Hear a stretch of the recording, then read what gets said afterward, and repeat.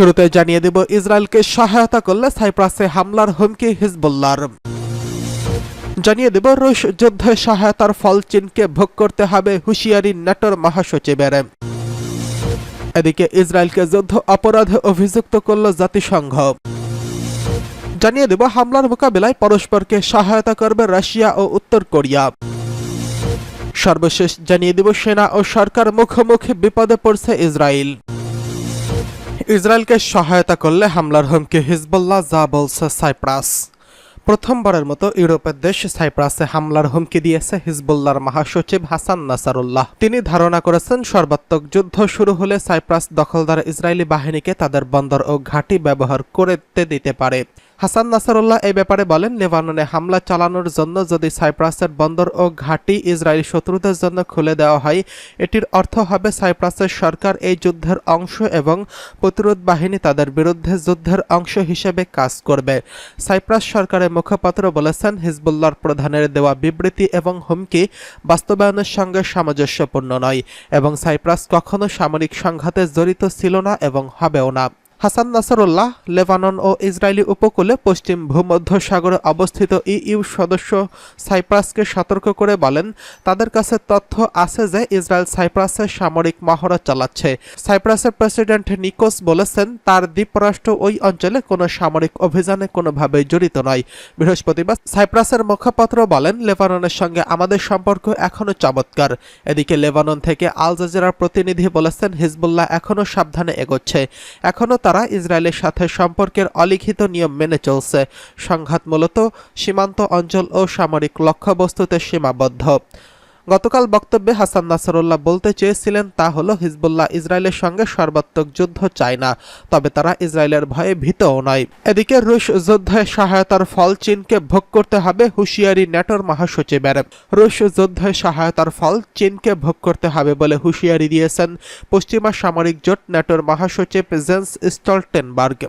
বিবিসিকে দেওয়া এক সাক্ষাৎকারে তিনি বলেছেন, চীন দুই দিকেই সুবিধা নিতে চাইছে। একদিকে রাশিয়ার যুদ্ধকে সমর্থন দিচ্ছে, অন্যদিকে ইউরোপের মিত্রদের সঙ্গেও সম্পর্ক বজায় রাখার চেষ্টা করছে। এটা দীর্ঘমেয়াদে কাজে আসবে না। পারমাণবিক অস্ত্র ও প্রতিরক্ষা ব্যয় নিয়ে জেন্স স্টলটেনবার্গ বলেন, কয়েকদিন ধরেই সুইজারল্যান্ডে একটি শান্তি সম্মেলন শেষ হলো। সেখানে ইউক্রেনকে সমর্থন দেওয়ার অঙ্গীকার করছে অনেক দেশ, কিন্তু রাশিয়া সম্মেলনটিকে সময়ের অপচয় বলে আখ্যা দিয়েছেন। দেশটির ভাষ্য, ইউক্রেনের আত্মসমর্পণ করলেই কেবল তারা শান্তি আলোচনায় সম্মত হবে।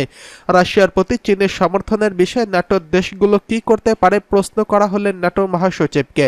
তিনি বলেন, নিষেধাজ্ঞার সম্ভাব্যতা নিয়ে একটি আলোচনা চলছে।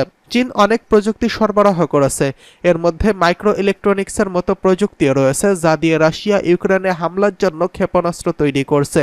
চীন যদি তাদের এই আচরণ না পাল্টায়, তাহলে আমাদের কিছু অর্থনৈতিক পদক্ষেপ বিবেচনা করতে হবে। বেজিং ইতোমধ্যেই কিছু নিষেধাজ্ঞার কবলেও পড়েছে। গত মাসে চীন ও হংকং ভিত্তিক 20টি প্রতিষ্ঠানকে লক্ষ্য করে নিষেধাজ্ঞা আরোপের ঘোষণা দেয় যুক্তরাষ্ট্র।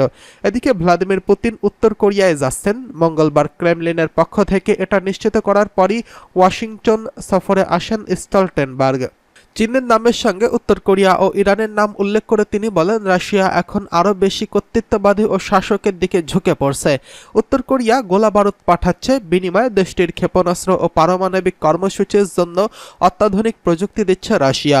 অর্থাৎ উত্তর কোরিয়া ইউক্রেনের যুদ্ধের আগ্রাসন চালাতে রাশিয়াকে সহায়তা করে যাচ্ছে। এদিকে ইসরায়েলকে যুদ্ধ অপরাধে অভিযুক্ত করল জাতিসংঘ। জাতিসংঘের মানবাধিকার পরিষদের নতুন এক তদন্ত প্রতিবেদনে ইসরায়েলকে গাজায় যুদ্ধ অপরাধ ঘটানো এবং মানবাধিকার লঙ্ঘনের দায়ে অভিযুক্ত করা হয়েছে। জেনেভায় জাতিসংঘের মানবাধিকার পরিষদের অধিবেশনে গত 7 অক্টোবর থেকে গাজায় সংগঠিত নানা ঘটনা নিয়ে প্রতিবেদন প্রকাশ করা হয়। তদন্তে বলা হয়েছে, গাজায় যুদ্ধ অপরাধ এবং মানবতা বিরোধী অপরাধের জন্য ইসরায়েলি কর্তৃপক্ষ দায়ী। অধিবেশন পরিষদের চেয়ারপারসন নাভি পিল্লাই জানান, জোর করে গাজায় পুরো জনগোষ্ঠীকে ছোট আবদ্ধ এলাকায় ঠেলে দিয়েছে ইসরায়েল। ওই প্রতিবেদনে আরও দাবি করা হয়েছে, 7 অক্টোবর ইসরায়েলে চালানো হামলাসহ হামাস-সহ ফিলিস্তিনি সশস্ত্র সংগঠনগুলো যুদ্ধ অপরাধ করছে। নাভি পিলের নেতৃত্বাধীন তদন্ত প্যানেল আরও বলেছে, জনবহুল এলাকায় ইসরায়েলের ভারী অস্ত্র ব্যবহার, যুদ্ধ অপরাধ ঘটিয়েছে। গাজায় লোকজনকে অনাহারে রাখা, নির্বিচারে আটক ও হাজার হাজার শিশুকে হত্যা এবং তাদের পঙ্গুত্বের মতো ইসরায়েলকে যুদ্ধ অপরাধে অভিযুক্ত করেছে। এদিকে গাজার স্বাস্থ্য মন্ত্রণালয় জানিয়েছে, ইসরায়েলি হামলায় ৩৭,৩৯৬ ফিলিস্তিনি নিহত হয়েছেন। আহত হয়েছেন আরও ৮৫,০০০-এরও বেশি নাগরিক। এদিকে হামলা মোকাবেলায় পরস্পরের সহযোগিতা করবে রাশিয়া ও উত্তর কোরিয়া। কৌশলগত অংশীদারিত্ব চুক্তি স্বাক্ষরিত হয়েছে রাশিয়া ও উত্তর কোরিয়ার মধ্যে। এই চুক্তির মূল বিষয় হলো, দুই দেশের কোনোটি যদি হামলার শিকার হয় একে অপরকে সহায়তা ও সহযোগিতা করবে। অর্থাৎ কোনো কারণে অন্য কোনো দেশ যদি রাশিয়াকে আক্রমণ করে তবে তাদের সহায়তা করবে উত্তর কোরিয়া। অনুরূপ উত্তর কোরিয়ার হামলা হলে এগিয়ে আসবে রাশিয়া। রাশিয়ার প্রেসিডেন্ট ভ্লাদিমির পুতিন উত্তর কোরিয়া সফর করছেন। এই বিরল সফরে গিয়ে তিনি দেশটির প্রেসিডেন্ট কিম জং উনের সঙ্গে কৌশলগত অংশীদারিত্ব চুক্তি সই করেন। দুই দেশের দুই প্রেসিডেন্ট চুক্তিতে সই করেছেন। বার্তা সংস্থা তাস নিউজ জানিয়েছে, রাশিয়া ও উত্তর কোরিয়ার মধ্যে এর আগে 1961, 2000 এবং 2001 সালে কিছু চুক্তি হয়। নতুন চুক্তিটি সেগুলোর স্থলাভিষিক্ত হবে। আক্রমণ মোকাবেলায় সহায়তা ছাড়া রাজনৈতিক, বাণিজ্য ও বিনিয়োগ, সাংস্কৃতিক নিরাপত্তা চুক্তি হয়েছে পারমাণবিক শক্তি সমৃদ্ধ দেশ দুটির মধ্যে। ভ্লাদিমির পুতিন এই চুক্তিকে ব্রেকথ্রু হিসেবে অভিহিত করেছেন। উত্তর কোরিয়ার শাসকও এই চুক্তিকে উর্বর সন্ধিক্ষণ হিসেবে আখ্যা দিয়েছেন। সফরে গিয়ে কিমকে রাশিয়ার তৈরি একটি আরাস গাড়ি ও চা সেট উপহার দিয়েছেন পুতিন। কিম ও পুতিনকে বেশ ভালো উপহার দেন। এছাড়া ইউক্রেন যুদ্ধে রাশিয়ার প্রতি পূর্ণ সমর্থন ব্যক্ত করেছেন তিনি। উত্তর কোরিয়ার উপর আরোপিত বিধিনিষেধ পুনর্বিবেচনার জন্য জাতিসংঘের প্রতি আহ্বান জানিয়েছেন পুতিন। পিয়ংইয়ংয়ের সঙ্গে প্রয়োজনে সামরিক প্রযুক্তিগত সহযোগিতামূলক সম্পর্ক গড়বেন বলেও তিনি উল্লেখ করেছেন। এদিকে সেনা ও সরকার মুখোমুখি বিপদে পড়েছে ইসরায়েল। হামাস নির্মূলের যে হুঙ্কার নিয়ে গাজায় গিয়েছিল ইসরায়েলি বাহিনী, তা এখন দুঃস্বপ্নের মতো ফিরে এসেছে। হামাস এখনও বহাল তৈয়বাতে রয়েছে গাজায়। প্রধানমন্ত্রী বেঞ্জামিন নেতানিয়াহু সরকারের তাই বিপদ বেড়ে চলেছে। বিপরীতে ইসরায়েলি জনগণও দিনে দিনে আস্থা হারাচ্ছে। সম্প্রতি ইসরায়েলি সামরিক বাহিনীর মুখপাত্র এক বক্তব্য ঘিরে বিভক্তির বিষয়টি আরও প্রকাশ্যে এসেছে। গাজায় 9 মাসে 37,000-এরও বেশি ফিলিস্তিনি হত্যা করেছে এবং এতেও ক্ষান্ত হয়নি ইসরায়েল। হামাস নির্মূল না হওয়া পর্যন্ত নেতানিয়াহু এই যুদ্ধ চালিয়ে যাওয়ার অঙ্গীকার করেছেন। তবে সামরিক বাহিনীর মুখপাত্র রিয়ার অ্যাডমিরাল দানিয়াল হাগারির দেওয়া বক্তব্যের বিপক্ষে নেতানিয়াহু। তার হামাস নির্মূলের লক্ষ্য অর্জন নিয়েও প্রশ্ন উঠেছে। দেশটির গণমাধ্যম চ্যানেল 13-কে হাগারি বলেছেন, হামাসকে নির্মূল করার কাজটি অসম্ভব, এক কথায় ভুল।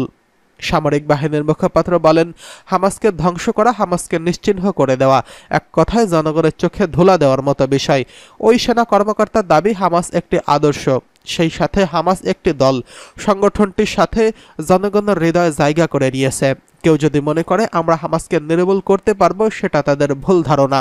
বিশ্লেষকরা বলছেন, হাগারির এই বক্তব্যে ক্ষুব্ধ হয়েছে নেতানিয়াহু সরকার। এই বক্তব্যের মধ্য দিয়ে চলমান যুদ্ধে নেতানিয়াহুর নেওয়া কৌশলের বিষয়টি একটি ধারণা পাওয়া যায়। আর মাঠের লড়াই চালিয়ে যাওয়ায় সেনাবাহিনী বলছে এই নীতি মূলত অবাস্তব।